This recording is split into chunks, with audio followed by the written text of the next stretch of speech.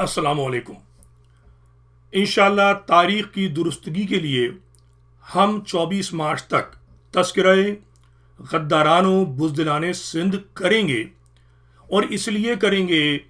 کہ یہ وہ تاریخ ہیں، یعنی 17 فروری سے 24 مارچ اس سندھ کی دھرتی پر 2 جنگیں لڑی گئیں۔ ان جنگوں میں انگریز حملہ آور جس کی تعداد جو تھی فوج کی، جس میں اسی صوبے کے ہندو اور خوجے شامل تھے، 3,000 سے زیادہ تعداد نہیں تھی، انہوں نے 50,000 سے زائد سندھ حکمرانوں کی فوج کو شکست کیسے دی، اور جب وہ شکست دے رہے تھے 1843 میں 3 گھنٹے میں 2 جنگیں جب جیتی ہیں انگریزوں نے، تو اس وقت پیر پگارا، جن کے لیے بہت فخر سے کہا جاتا ہے کہ انہوں نے بغاوت کی، وہ کیا کر رہے تھے، وہ اس وقت انگریزوں سے کیوں نہیں لڑنے کے لیے نکلے۔ اس پہ انشاءاللہ گفتگو کریں گے، اور یہ گفتگو اس لیے اہم ہے کہ میں سمجھتا ہوں کہ آج کے دور میں تاریخ کو مسخ کیا جا رہا ہے، اور جو مسخ کرنے والے ہیں ان کے ذہن میں شیطانیت ہے،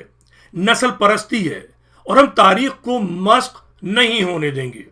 ہم وہ ہیں، ان کے وارث ہیں کہ جو اپنے گھر میں بھی اگر کوئی دھوکے باز ہو، غدار ہو، تو پوری دنیا کو بتاتے ہیں، ہم چھپاتے نہیں ہیں۔ میر جعفر اور میر صادق کی مثال آپ کے سامنے موجود ہے، اور ہم دوسروں کے لیے جان نچھاور کر دینے والی اسلاف سے تعلق رکھتے ہیں،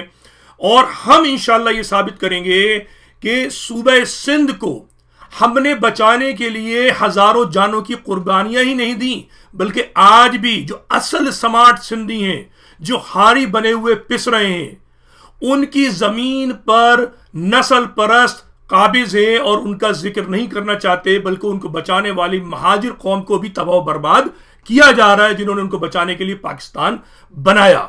انشاءاللہ 24 مارچ تک ہم یہ ثابت کریں گے کہ نہ جعفر از بنگال نہ صادق از دکن، نہ جعفر از بنگال نہ صادق از دکن، سندھ غداری و دھوکے کا اصل مسکن، اور تاریخ سے بتائیں گے کہ ایک شخص نہیں، ایک قبیلہ نہیں، بلکہ مری، لاشاری، جھوکیو، رند، بجارانی، میرانی، جتوئی، گوپانگ، برگڑی، جمالی، نظامانی، چانڈیو، یہ سب کے سب جو تھے، انہوں نے انگریز کا کس طریقے سے ساتھ دیا، اور اپنے ہی حکمرانوں سے، اپنی ہی حکومت سے، اپنی ہی دھرتی سے کیسے غداری کی۔ خدا حافظ۔